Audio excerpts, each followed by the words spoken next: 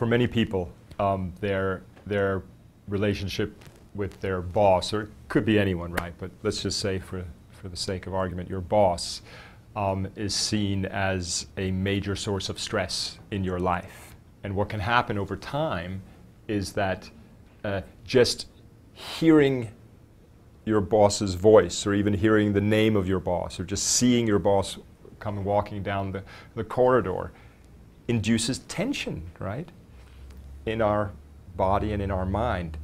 And we feel, my boss is stressing me out, as if my boss had like this special power to induce stress in me from his own side or her own side. But if that were the case, if the boss was actually a stress inducer, then you would just see everyone around the boss getting stressed out. This obviously has to do with how you are perceiving your boss. In other words, the stress-inducing boss has to do with your perception of the boss. So this is interesting. Basically, you have created the stress-inducing boss. Now that is super empowering to hear, because that means, this is wonderful, there's something I can do about this. If the boss was like intrinsically, a stress inducer, then what could you do?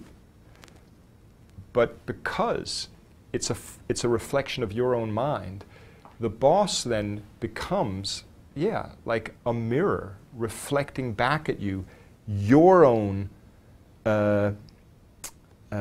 uncontrolled states of mind.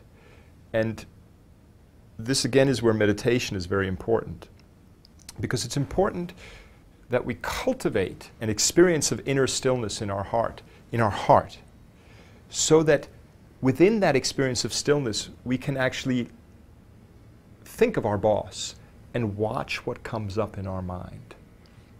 So perhaps it'll be anger that'll come up in our mind.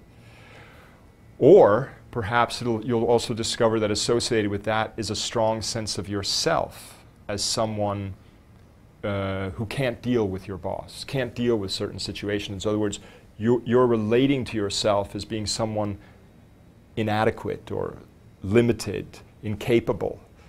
And the boss is causing that sense of limited sense of self to arise in your mind. So we can discover, in other words, what are the underlying psychological states, what are the underlying states of mind that are producing this rather unhappy relationship. And once you see that, especially on the basis of that peaceful, still mind, well, then you can begin to do something about it. Then you can go, oh, because the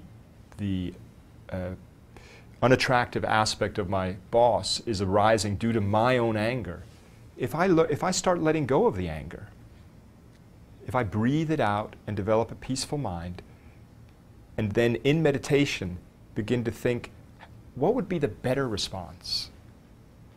Well, for example, I can think about how my boss is helping me train my mind. So rather than regarding your boss as Mr. or Ms. Stress, you can regard your boss as your object of improving your patience. We all need such an object in our life. Or you can think about, why does your boss act that way? They must have unhappy states of mind. They must be unhappy. They must be angry. And you can develop compassion.